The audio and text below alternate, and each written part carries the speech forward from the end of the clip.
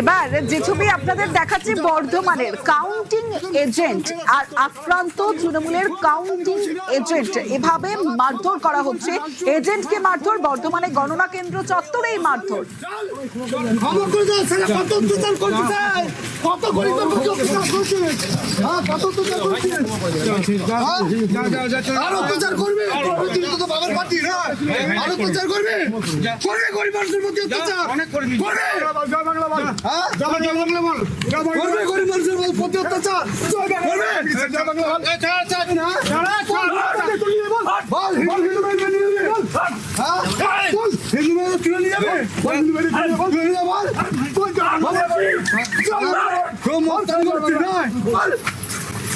শরদিন্দু ঘোষ রয়েছে আমার সঙ্গে। শরদিন্দু, সৌভিক পান কাউন্টিং এজেন্ট, তাকে যখন মারধর করা হচ্ছে, যে অ্যাম্বিয়েন্স, যে কথোপকথন সেই সময় হচ্ছে যে কত অত্যাচার করবি, আর ঠিক এই ভাষায় কথা বলা হচ্ছে, কত গরিব মানুষের সঙ্গে অত্যাচার হয়েছে, তারপর মারধর করা হলো, যে ছবি আমরা দেখলাম।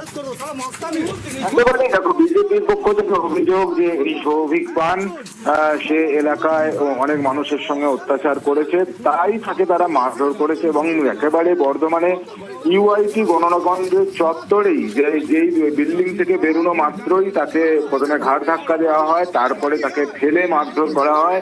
এবং তিনি শুধু কাউন্টিং এজেন্ট নন, বর্ধমান 2 নম্বর ব্লক যুব তৃণমূল কংগ্রেসের সভাপতি ছিলেন এই সৌভিক পান। এবং তাকে এইভাবে মারধর করা হয়েছে, তাকে বাঁচাতে যে ব্যক্তি এগিয়ে এসেছিলেন তাকেও মারধর করা হয়েছে।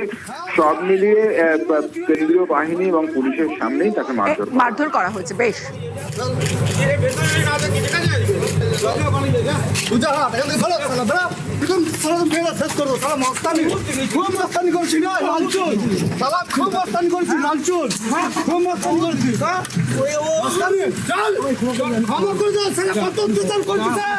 কত